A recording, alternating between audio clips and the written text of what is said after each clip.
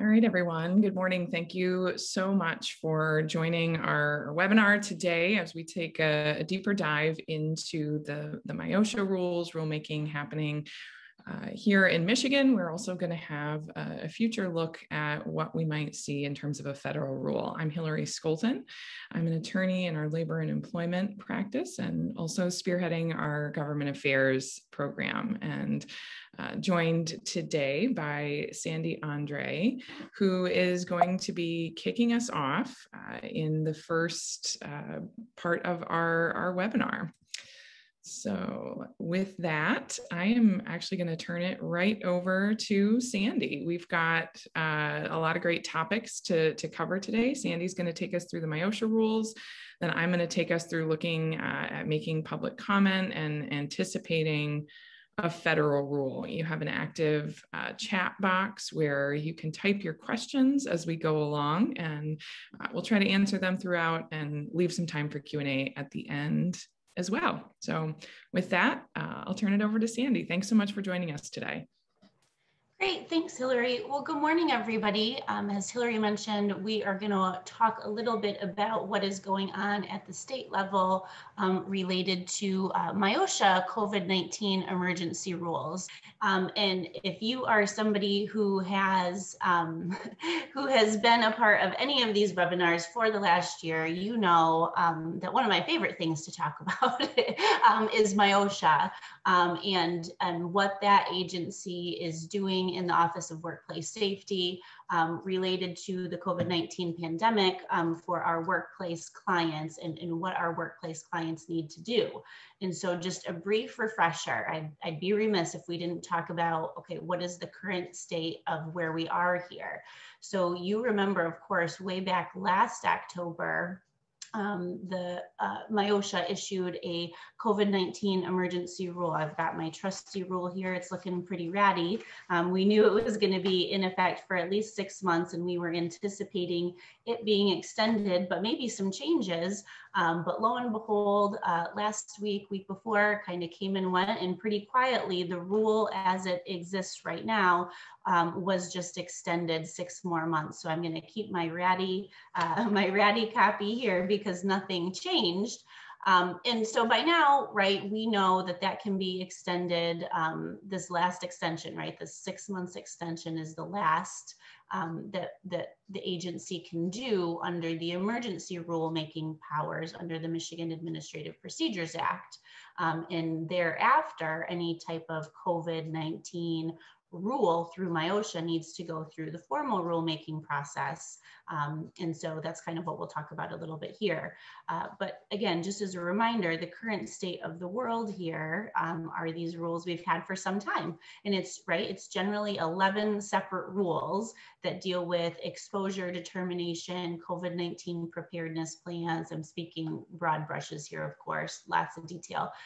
Basic infection prevention measures, health surveillance, workplace controls that generally talk about masks, distancing, the posters you need to have in your workplace, internal facing, right, employee facing and customer facing, PPE, industry specific requirements, and training requirements and record keeping requirements. So that is all old news, and we're pretty familiar with that. So we're pretty familiar with those 11 rules. None of those pieces have changed. And if you are listening to this today and you need some assistance related to compliance with respect to those existing rules, we're not going to go into that today, but I can point you to some resources. Back on October 16, 2020, we did the first of several webinars specifically about these MIOSHA rules and how to comply and what workplaces need to do. But then we also need to remember that this MIOSHA emergency rule isn't the only MIOSHA rule that can apply to workplaces during the COVID-19 pandemic. There were existing MIOSHA standards that apply, right? Record keeping and reporting, sanitization, PPE, all of those pieces. And last summer of 2020, Miller Johnson did a 3-part webinar series diving into the existing standards and how those apply to the COVID-19 pandemic, and how employers should integrate those. So I'll push you back, or point you back rather, to those resources if you've got questions on that, but we'll go ahead and move forward. So like we talked about, the emergency rule was extended 6 more months, and we talked about that that's the last extension for an emergency rule and for a specific COVID-19 rule to continue for MIOSHA. After that time, MIOSHA needs to go through the formal rulemaking process. And lo and behold, right, mid-March, MIOSHA issued a press release announcing that it had initiated just that, right, process of formal rulemaking. And why is that, right? We just talked about that. Emergency rules can be extended only the additional 6 months. And a permanent rule is kind of the mechanism that MIOSHA would use to continue any requirements for workplaces to mitigate and control the spread of COVID-19 in the workplace beyond the emergency rulemaking authority, right? So probably, if I had to guess, right, most of us sitting on this call last October maybe would have never dreamed of the possibility that by this October, there would still be a need for a COVID-19 rule, because maybe we thought we would be on the other side of that. But experiences showed us that 6 months in this pandemic world isn't too far away. So it's reasonable, right? It's reasonable generally for MIOSHA to go, gosh, I'm not sure that we're going to be past this. And so we need to make sure that there are some safeguards in place for our employees in our workplaces, so that we all know that we're meeting our requirements, right? I always think about way back to the general duty clause, right? To generally provide a workplace free of recognized hazards. And so there are probably things that workplaces are going to need to do. And so MIOSHA is stepping in as the agency with jurisdiction over that area to say we're starting down that process. And in fact, in their own documents, right, filed with the state, they've been very clear to say the rationale for changing the rules is that the current emergency rules will expire, right? So we're all on the same page with what's leading that charge. Let's go ahead and go to the next slide. Well, so now let's talk about what those rules might say. If we get to a permanent rule here in Michigan, what might those say?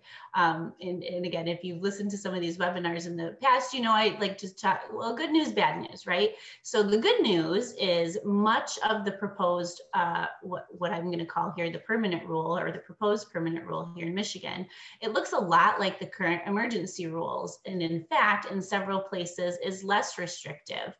So for those of us who have been, you know, plodding along for several months now, and we know those rules like the back of our hand, and they have just become a way of life in our workplace, there's not going to be many changes. If the current draft is what pushes through and becomes the formal rule, it'll be very similar for you as a workplace, and in some places less restrictive. So that's good news. And in fact, with the documents filed with the various state agencies, MIOSHA has said, right, there is little difference between current behavior practice and the desired behavior practice, since there are currently MIOSHA COVID-19 emergency rules in effect.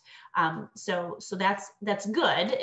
We're not reinventing the wheel here. We have a generally good idea of what those things are. Of course, the bad news then, right, depending on your perspective, is permanent rules are not time limited. Once a standard becomes a standard, it remains so until there's no longer a need for the standard for some reason, right? Right? Maybe there's a federal law or something, or a state law or something like that. But it doesn't have the backstop. And so then we know with a permanent rule, it is what it says it is, right? That's the standard that's going to be in place for, ongoing. Remember at the beginning of the pandemic, right, when we were all trying to determine what existing MIOSHA standards applied to the current situation, it's hard to remember a time before these emergency rules existed. But now this would be, on that list of existing standards. Hopefully there's not another COVID situation or a pandemic or respiratory illness standard or any pandemic situation where we would need to lean on this standard. But if we look in our crystal ball and look down the road, right? Remember at the very beginning, we were saying, gosh, what MIOSHA standards could apply to the situation we're facing right now? You can bet that if there's a COVID-19 or a respiratory disease or whatever type of rule, that's going to be one of those standards on the bullet point list. So that would be in play. Okay, so now let's go ahead, one more slide, please, and we'll go ahead and look at what the new rules might say. And you see that very first bullet point, 11 rules, probably looks really familiar, right? The existing rule, I'd say the existing rule is 11 rules, right? 11 kind of subsections in the rule. And that's exactly what this draft permanent rule is. And so on the next slide or two, or three actually, I've just highlighted the places where it is different or substantively different, right? There's a word change here and there. I've just kind of highlighted the places where it's substantively different. And so it's just a couple of pieces, guys. So that's good news. The first is related to our COVID preparedness and response plan. If you are a business that has been operating in person for some time, this is a document that has been required for you since about last June. So you should be pretty familiar with that document. And you may remember that in our emergency rules, it states that this document must specifically be referenced, or there's a federal CDC OSHA guidance document that your company's preparedness and response plan should be based off of. And so the rule here now, or the proposed rule, I should say, has changed this wording just a little bit. And it says that employers should develop and implement, of course, a written COVID-19 preparedness and response plan that's consistent with the latest guidance for COVID-19 from the CDC and OSHA. So I look at that as a good thing. In some ways, it feels like, oh gosh, the latest guidance, well, it feels like a moving target. We know how often the CDC website gets updated, and that feels overwhelming. But to me, it's good news because it's linking our rule to as the science is changing and as the recommendations are changing, right? So we're not firmly rooting ourselves in a specific one document. That as we go along in pandemic life, we may learn more, and once you know better, you do better type of situation. This new rule is linking it to whatever that latest guidance is, and so I think that's a step in the right direction for sure. Another rule, again, just substantive changes here. Basic infection prevention measures. Again, a good signal here, right? Establish procedures for disinfection in accordance with the latest CDC guidance. So right now the wording is a little bit different, and it just talks about CDC guidance generally, but this talks about the latest. So again, a nod towards continuing to keep up on whatever the change in circumstances and make that be the circumstance that applies back to employers. So I see that as a good and positive thing. Next slide, please. The next rule related to basic infection prevention measures, remote work. And I might guess that about 99% of the people on the call this morning have a lot, have feelings about the existing remote work requirement, and I'm using that term broadly. And so we know by now, right, that the existing MIOSHA emergency rule says that the employer shall create a policy prohibiting in-person work for employees to the extent that their work activities can feasibly be completed remotely. And for over 6 months now, we've been talking a lot about what does feasible mean? What does that look like in my workplace? This is not a blanket prohibition on in-person work. Whether folks can be in person in the office or whatever the situation is, it's really based on the work activities of that person and whether it's feasible for me to perform my work at home or at the office, downtown Grand Rapids at Miller Johnson. That's going to depend on what my work activities are that day in the moment, right? Those things change. That's the current rule, right? So as you can see here, I see a positive change here. And maybe I'm just really trying to be glass half full, right? We're 7 months, or where are we here? 13 months into a pandemic, and I'm trying to be positive. But I see this as a good change. So instead of, right, the employer creating a policy prohibiting in-person work, the verbiage here has changed, and I think it's good news. The employer shall create a policy promoting remote work for employees to the extent that their work activities can feasibly be completed remotely. But I think almost, you guys, the most important piece of this sentence for me are the words contained in that parenthetical reference, right? We've been scratching our heads and talking a lot about what the heck feasibly means, and here are some good examples that are written right into the rule, and this is great news, right? So MIOSHA says, hey, for example, feasibly can mean if it's technically feasible, if it's economically feasible. In this one, you know, from a labor and employment management side, labor and employment attorney perspective, this next one is golden. Performance, right? If it's feasible based on performance, right? If your employee's not doing so great working remotely, performance can be, we've talked about this all along, but now we can feel really comfortable to say performance can be part of that equation on whether it is feasible for employee A or employee B to continue working remotely. So I see that as a relaxation and a move towards giving employers an even better guide on how to do that analysis. So I think that's really good news. Okay, next rule, health surveillance. A couple of head scratching, at least one head scratching change here, which I thought was interesting.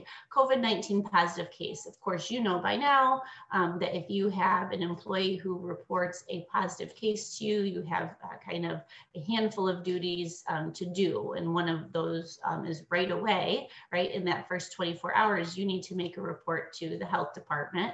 And this proposed rule removes that requirement. So that's interesting, probably just by the sheer volume, right, of the health department not being able to field those calls. I'm just guessing on that being the reason. I don't know, but that piece comes out. Of course, the notification to employees who may have been contacts, that requirement remains, so that doesn't come out.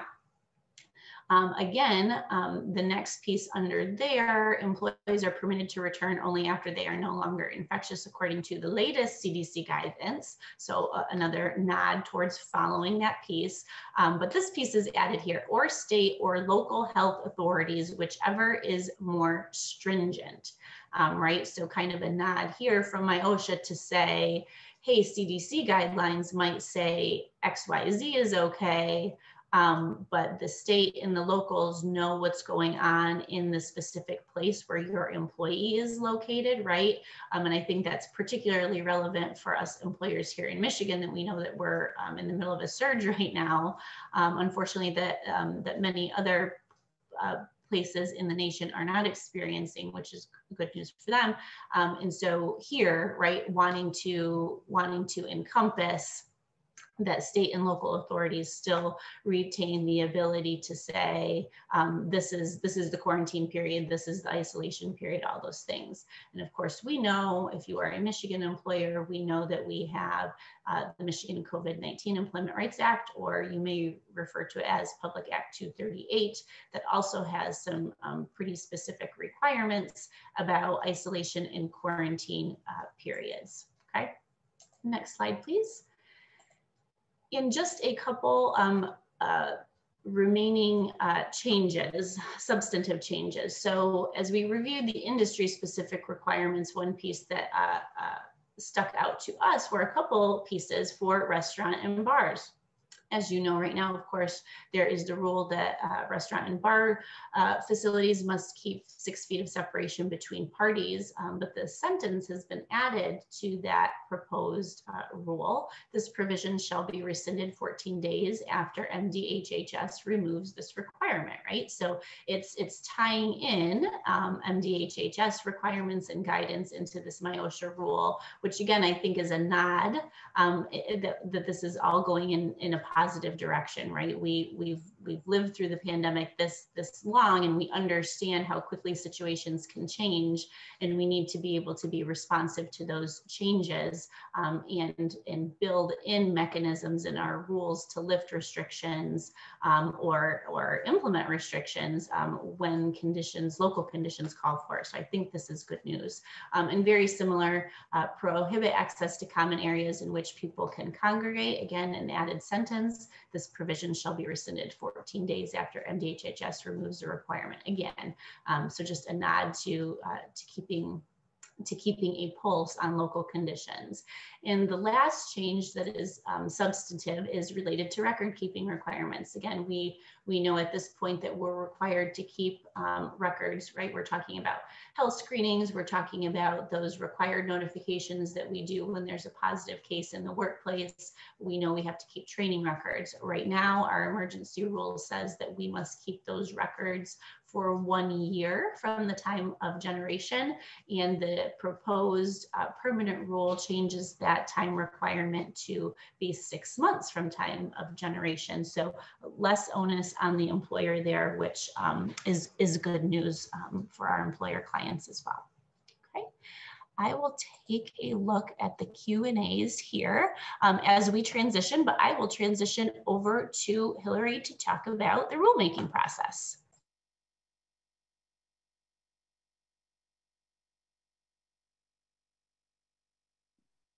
Great, Sandy. I'm happy to pause here too, and thank you so much for that excellent and very detailed presentation.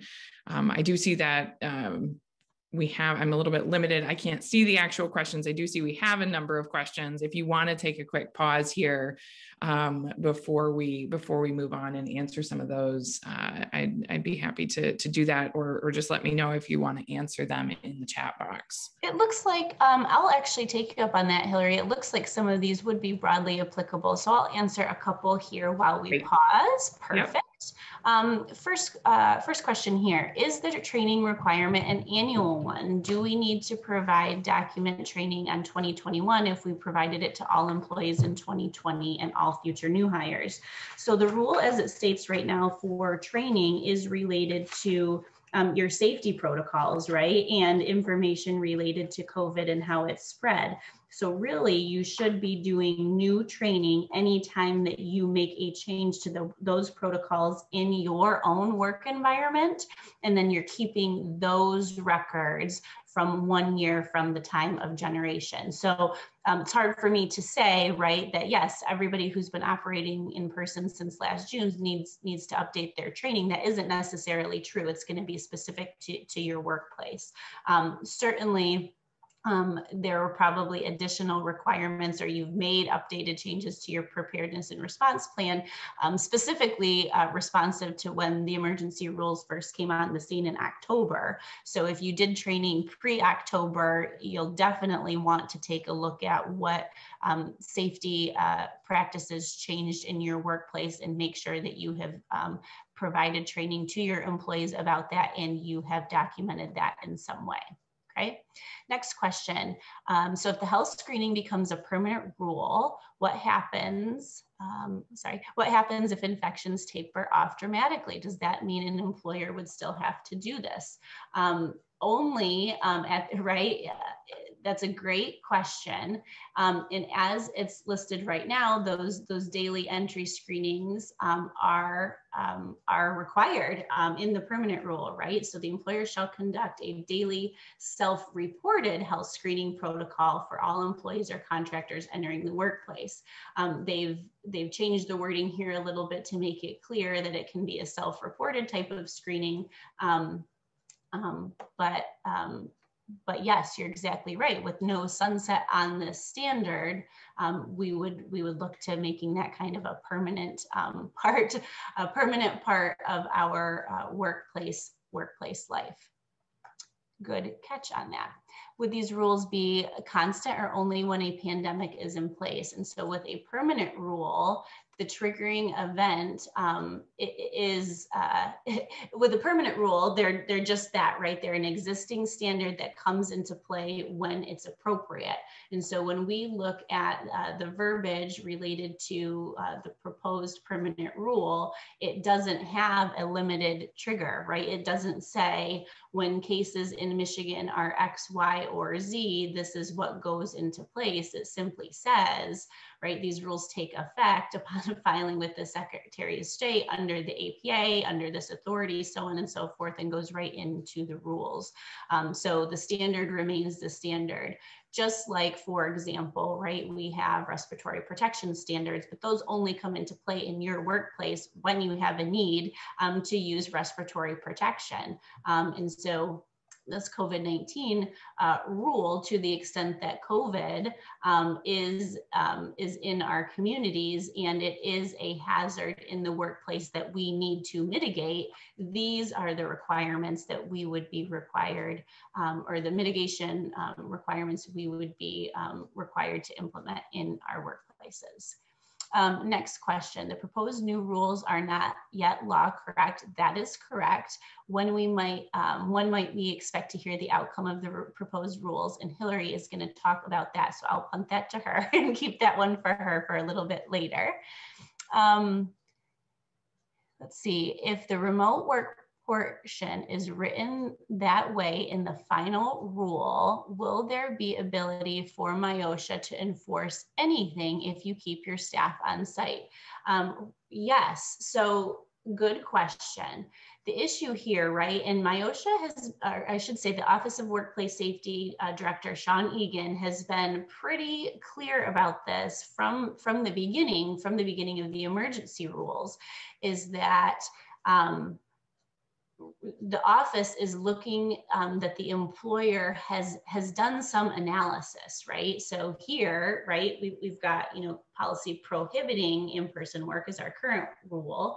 The wording changes to the employer shall create a policy promoting remote work, right? So they're still going to want to see how an employer is doing that, whether that's a physical policy, right, that you can say, here's our policy that promotes remote work, or the practice that you have, and they're still going to want to see how you do that feasibility analysis, or how you've communicated to your employees, hey employees, this is the standard when we expect you to be here and not here, all of those pieces. They're still going to want to see that from an employer. And that's been consistent with what that office has said from the beginning. So when we talk about the ability for MIOSHA to enforce anything to keep your staff on site, right, they're going to want to see, again, the policy, and they're going to want to see that you're doing that feasibility analysis, okay?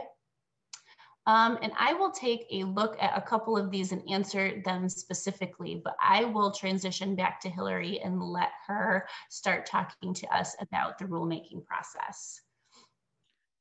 That sounds good. Thank you so much, Sandy. And I'll just say this portion is going to be rather quick, and I do hope that we'll be able to have some more time for Q&A at the end, because understandably so many of the questions are about this rule. But it is important to remember that, as Sandy said several times, this is still a draft rule. This is not a permanent rule.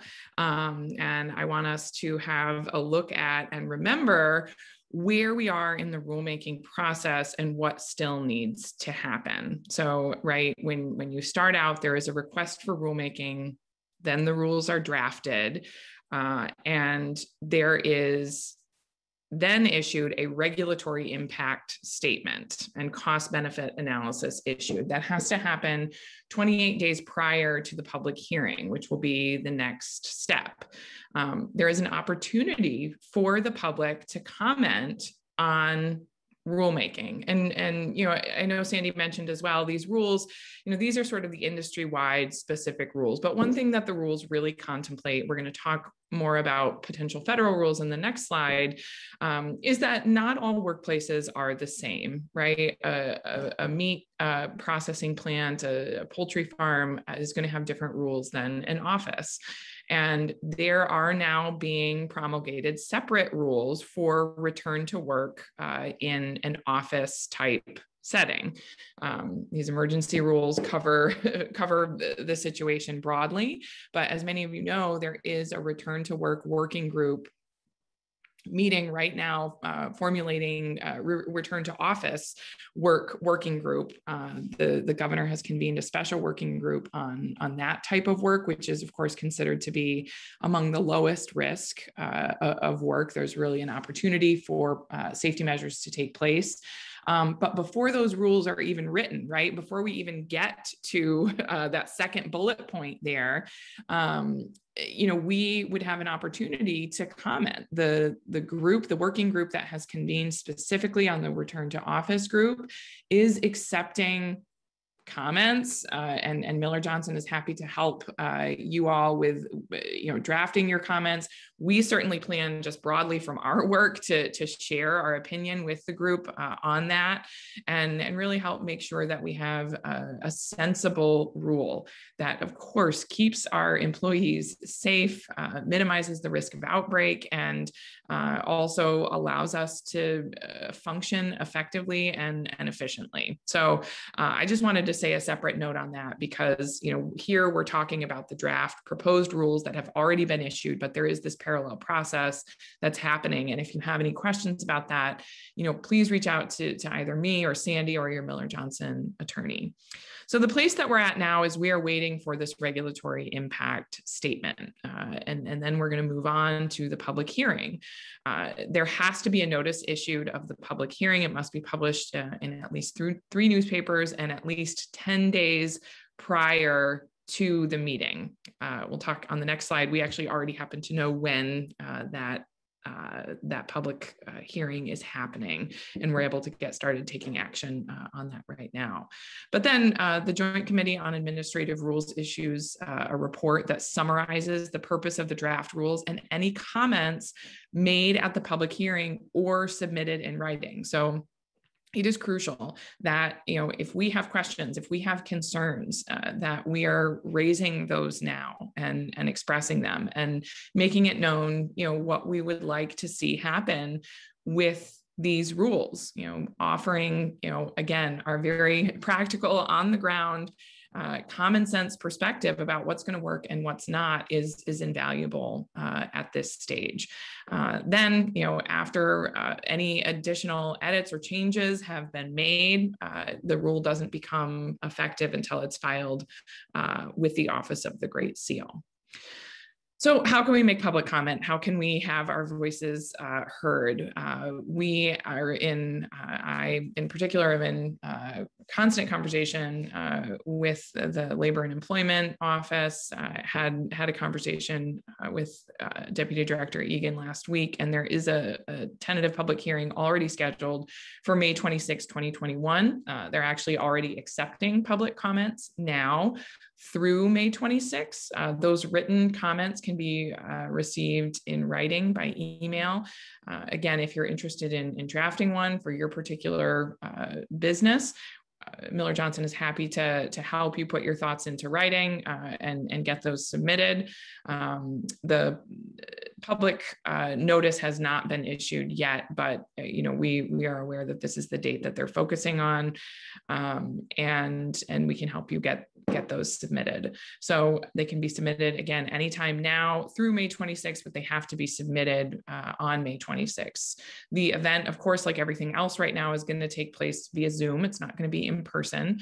And if you're interested in not only submitting a written comment, but also making a public statement at the meeting, if you have a particularly compelling angle, we would be more than happy to help you prepare for that as well. I think it can't be overstated enough how, there's a lot of very loud and vocal interests on either side of this issue wanting to be heard. And there is incredible amount of opportunity for very reasonable voices with direct experience about how this rule is going to impact businesses and employees and employers in West Michigan on the ground. So, we really strongly encourage you to think about making a public comment there. And then, of course, we have to consider what will a federal rule look like. We are and have been for quite some time anticipating a federal rule very soon after President Biden took office. He requested a rule by March 15th, 2021. We saw that date come and go. I'm in very close contact with folks in Washington who are saying, we think it's going to issue today. It might be by the end of the week. And I've been hearing that for a couple of weeks now. So one important thing to keep in mind, if a federal rule is issued prior to a Michigan rule taking effect, Michigan could likely withdraw the proposed rule and follow the federal standard. If the federal rule is issued after a Michigan rule is already in place, the federal rule will guide except where the Michigan rule is stronger. Everyone suspects that the federal rule will likely follow the permanent Virginia rule, which has been in place since the beginning of the year. Virginia was one of the first. They are, of course, a state plan state under OSHA, and they were one of the first to promulgate their emergency rule. Not many people know this, but actually Michigan had issued some of their draft rules very early on, and a lot of Virginia's rules, again, for better or worse, are based on some of Michigan's rules. So at least there will be some continuity there to look to. And there are a lot of similarities. Again, we don't want to do too much trying to read the crystal ball until we actually have a draft rule. But these are some things to watch, some things that we're paying close attention to and trying to have discussions with folks about. One thing that is anticipated is that there is talk about this being drafted broadly as an airborne virus rule, not simply a rule related to the COVID-19 pandemic. So understandably so, a lot of employers have questions about, what's going to be the time limit here? When are we going to be out of this? I think we are looking at a rule that will broadly be in place, not only for COVID-19, but for any similar airborne virus that could come into play. To pull from Sandy's good news, bad news, the good news on that is, again, that continuity. We know what we're dealing with. We're not going to have a new playbook every single time. The bad news is, these new arrangements could be with us for a very, very long time.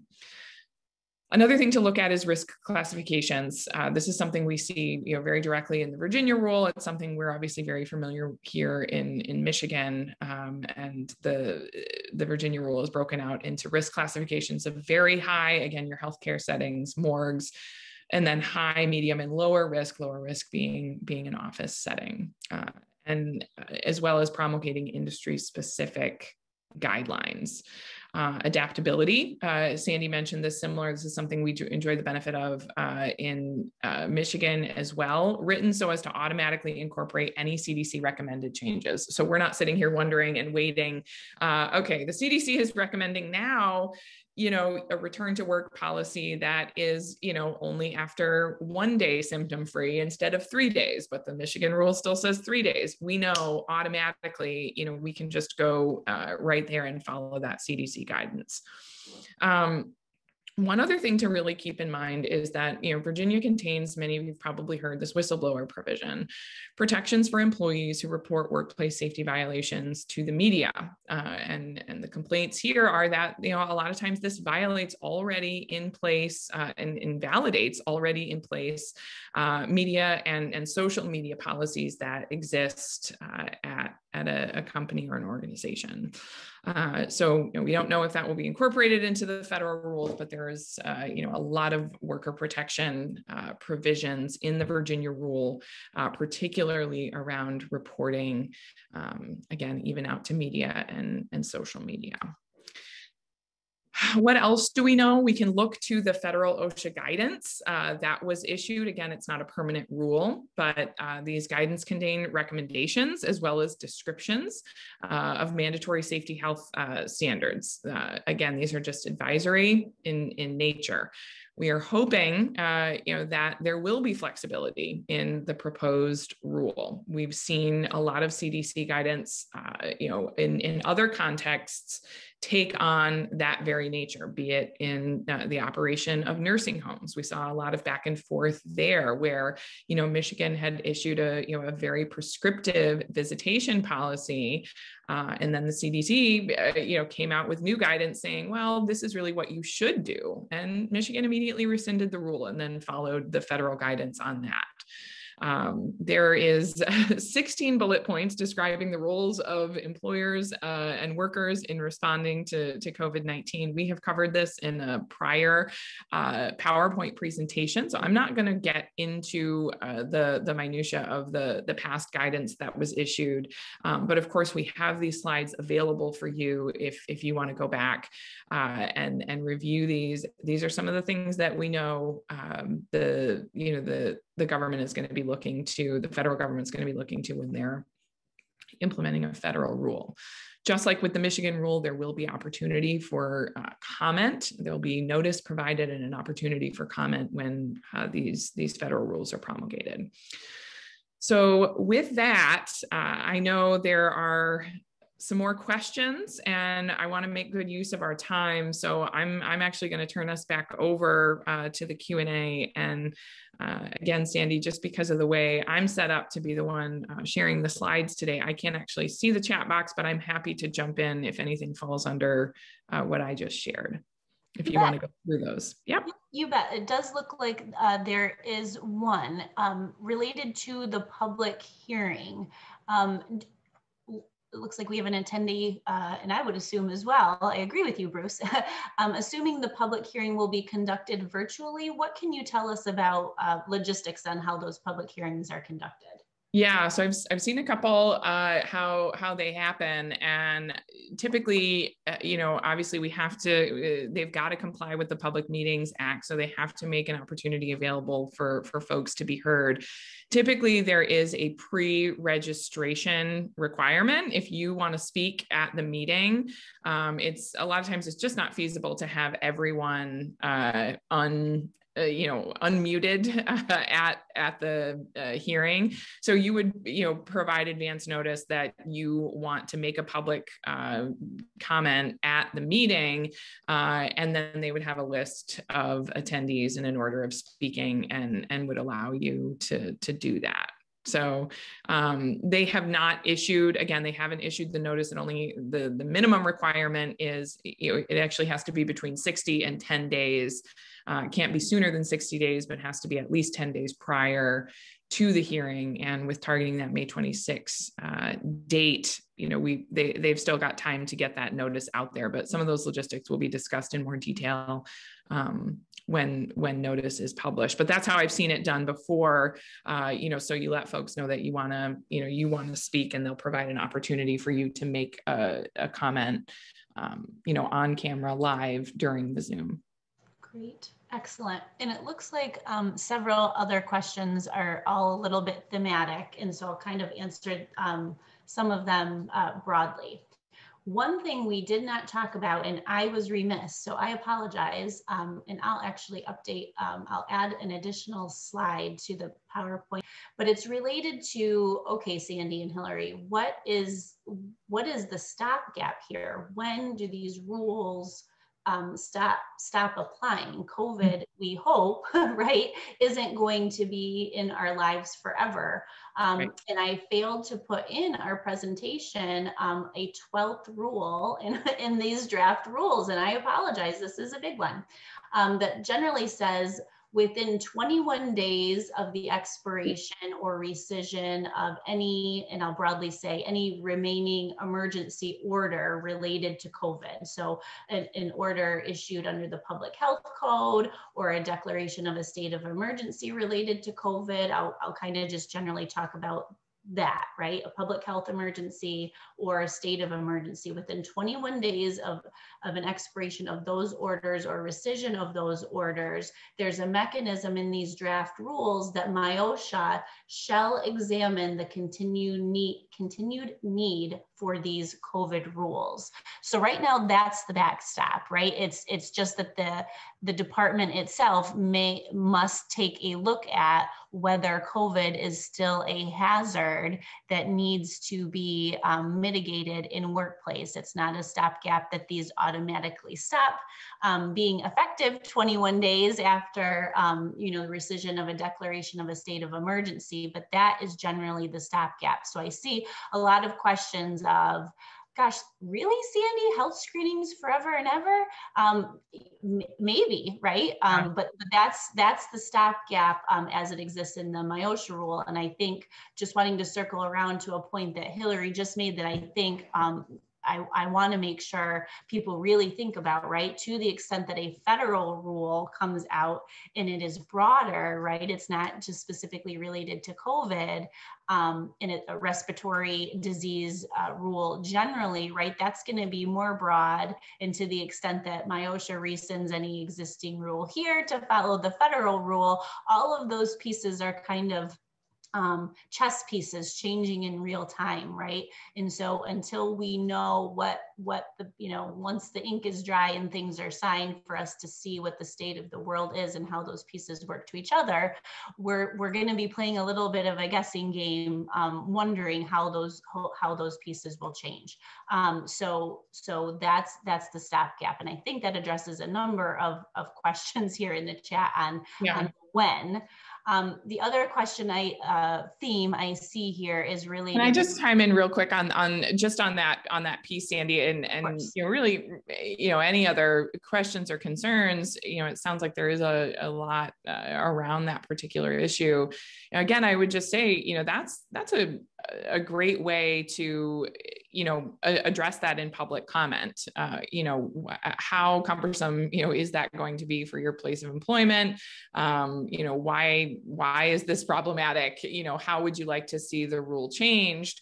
The reason we have, this public comment period is so that we can get, just exactly that kind of feedback. But certainly, in the federal rule, that's what we're looking at as well. In addition to sort of that broad airborne virus, generally, we're also looking at it's going to be deferential to the state or the local health department issuing either a state of emergency or a heightened need for those rules to be in play. So that would be the triggering event there on the federal level too. Excellent point. Another question here, which is a great question. I'm going to throw a link in the chat. Will the proposed rules be available prior to the public hearing? And the answer to that is yes. I'm going to throw a link to the administrative rulemaking system page here in the chat, if I can figure out how to do that. So that all of our attendees can kind of see the documents that we've been talking about on the Michigan side this morning. So I will go ahead and do that. The last piece here is related to the remote work requirement, and I fully understand that this requirement is kind of the bane of all of our existence here, because it's not cut and dry. There's a lot of gray, and we all feel a little bit unconfident about moving right back in person or out, or when we have met the threshold that MIOSHA wants us to meet. And so I just want to again remind us all that the current rule, right, the current emergency rule is policy prohibiting in-person work, except to the extent that remote, that work can, an individual's work activities can be feasibly completed remotely. I'm paraphrasing here, right? And it's the feasibility analysis of the work that is going to be the trigger, right? It's not whether I'm fully vaccinated or not. I was hoping that there would be a change to the wording of the remote work rule in the MIOSHA rules with this last extension that would recognize vaccination status. I was hoping for that too, but it didn't happen. And so the trigger is still related to the work, not related to the person. And so again, from the beginning, Sean Egan from the Office of Workplace Safety has talked to us about we just want to make sure employers are doing the feasibility analysis. And so when if I'm work for MIOSHA and I come on site and I'm doing an inspection and I know that, Miller Johnson usually has 300 people in the building and I see 50 people in the building, well, I'm at least going to go, okay, right? Lots of people are working remotely. Okay, employer, talk to me about what the folks who are here, how have you determined that they should be here, right? This is the conversation that they're going to have. And you as the employer are going to say, well, generally, these are the types of jobs that cannot be completed remotely. So all the folks in that job are here. And then for the others, this is how we evaluated, right? And you can articulate, as an employer, you can articulate those things. And Mr. Egan has said from the very beginning that MIOSHA isn't necessarily interested in second guessing an employer's good faith business decisions. They might disagree with you, right? MIOSHA might say, oh no, I don't agree that so-and-so, employee A should be on site or shouldn't be on site. But the rule right now is that you're conducting that analysis, not that we agree. And so MIOSHA might give you some feedback about your analysis, but we have not seen, I want to be clear, we have not seen MIOSHA issue citations under that rule for employers who are doing the feasibility analysis, even in MIOSHA's own words, even if the employer got it wrong or MIOSHA agrees, they just want to see that they're doing it, right? That they're putting some thought into, hey, we're in the middle of a pandemic. We know that it's spread when folks are in close contact. And so how are we limiting folks being in close contact? How are we evaluating what work and employees, assigned to that work don't need to be in the building all day, every day? What are we putting pen to paper or brain, right? What's in our brain? What can someone at our organization articulate to our decision-making process there? And it's importantly, just from an employee relations standpoint, guys, remember that you're also communicating back to your employees, right? If I'm an employee who's been home for a year and my employer is now telling me, hey, Sandy, we're going to have you come back to the office, and isn't articulating the reasons why, I'm really confused, right? Because I'm an employee and I'm reading the press on this, I'm using air quotes here, a remote work requirement. And in my head, I feel like my employer can't ask me to come back and they're doing something they shouldn't be doing. And that's not the case. And so part of this is really that employer relations strategy and making sure that your communications about your decision-making process are bearing themselves out in the conversations you're having with your employees too. Again, your employees might not agree with you, right? But you're the employer and you get to say, here are the things that we've evaluated. This is why we think this isn't feasible anymore. Maybe we just got a huge order and it's all hands on deck, or we're going through an audit, or, right? Or we no longer have the technology infrastructure to support this, or we've had, all this turnover and we need, you used to be able to work from home because we had 10 of you, right? We had 10 Sandys and now you're the only Sandy. And so we need you here. I don't know, right? All of those things are going to be very employer specific, but it's on the employer to do the work and to do that analysis and to be able to communicate that analysis if you are asked about that. So again, lots of remote work questions in the chat, and that's kind of how I'll answer all of those really, really broadly that way, talking about what that analysis should look like. Okay. Let's see. And I just want to have just just add to that when we're talking about office work, just another reminder that, Michigan is promulgating specific rules related to return to office work right now. The governor has convened this working group. She's, unlike the advisory group for the industry-wide rules, where the group that was convened, the members weren't made public. That was a little little bit more of a closed process. She issued the names of these individuals. They have asked for comments while the rules are still being promulgated. So, there's an additional sort of bite at the apple to say that, we've got an opportunity to provide comment now while the rules are still being drafted. And again, I'm happy to take comments on that. Sandy is as well as any of your other Miller Johnson attorneys. But unlike the industry-wide rules, which have already been published, we're still in the drafting. If you remember back to that slide, we're still in the drafting rules stage. So. One last thing I'll answer here, again, back to related to the remote work rule. And the feasibility analysis.